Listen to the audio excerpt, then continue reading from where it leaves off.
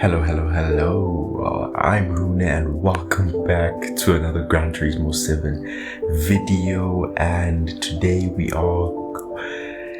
I made this video because someone else or a couple other people asked me about Gran Turismo 7 lobbies. So I wanted to talk about this in a video, and initially I had already recorded these videos, so they were just sitting in my storage taking up space. Hune HR. So after being asked how Gran Turismo lobbies are, I found that I still had this clip. I had deleted some, but luckily I kept this one. So yeah, if you do wanna find me on social media, you can follow any of these, and Twitter or Instagram, and you'll find me anywhere. So this was a online lobby player created, and basically, as you can see, people changing lanes. Basically the idea was no Hesi, right?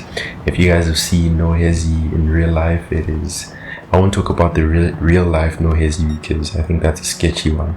But on Assetto Corsa, there's some really cool servers that you can check out. You can watch videos from Slaptrain or other YouTubers if you want. But yeah, no Hesi is epic. So basically, this online lobby on GT7 was trying to replicate that. Unfortunately, there's some rubbish players, and there's a lot of lag. There's people who just drift around whenever they get the opportunity, like this BMW driver.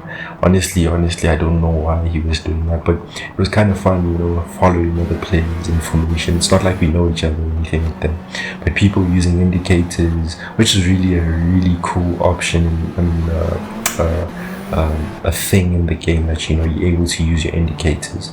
Makes you feel in a way in control of a lot of the functionality of a vehicle. But regardless of all that, this is basically what online lobbies look like, and I just want to make it clear, right, regardless of the dirty players that you see on screen, there's nothing that regulates basically these online lobbies, right? There's no rules. Players can set as much as they can, but they also limit it, right? Another thing, people tend to ask whether they should get a game like this for such, trying to create lobbies for no Hesi. Realistically, this is a game for racing, right?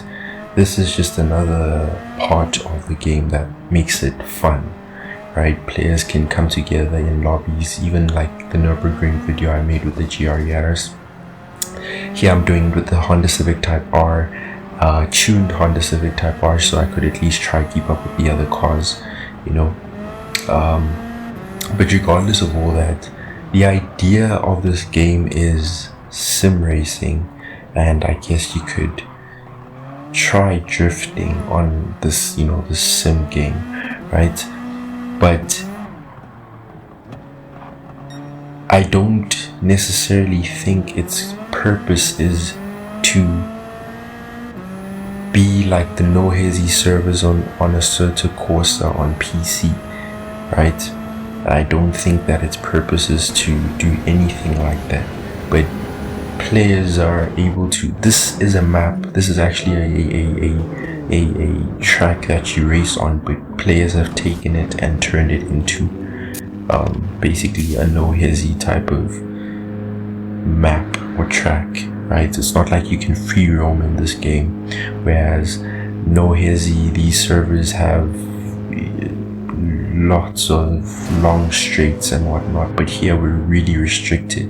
Even then we have a pit stop, you get me? So there's really no way of explaining or saying that this game or these no Hesi GT7 lobbies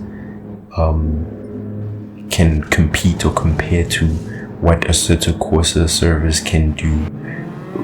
So when you buy such a game, your objective should be, you know, to race and compete with other players in proper races on the track. And this other stuff is extra. It's extra. It's in the game. It's there for you to have fun and not feel restricted to just one form or one part of the game.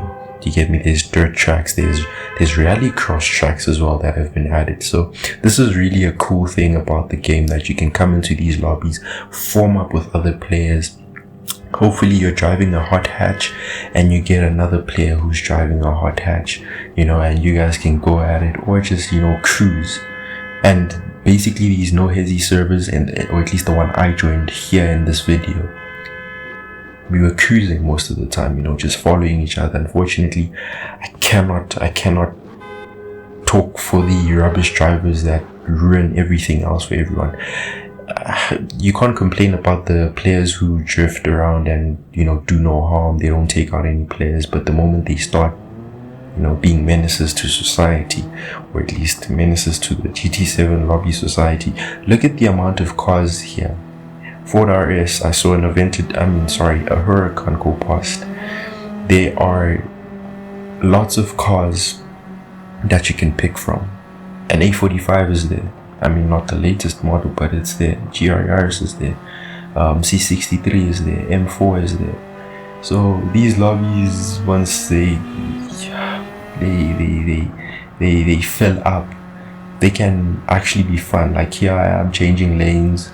I mean, I didn't do that initially, but now I got the hang of it and I didn't try. So here, this is I can't be bothered with the rubbish players. One player drifting in the middle of the road and we try avoid, you get rear-ended by someone who clearly has a lot of power and can't handle it. But hey, there's a Golf 7 GTI. Cars are here. Cars are there. Well, thank you guys for watching. That's been it from me. I hope this answers your question.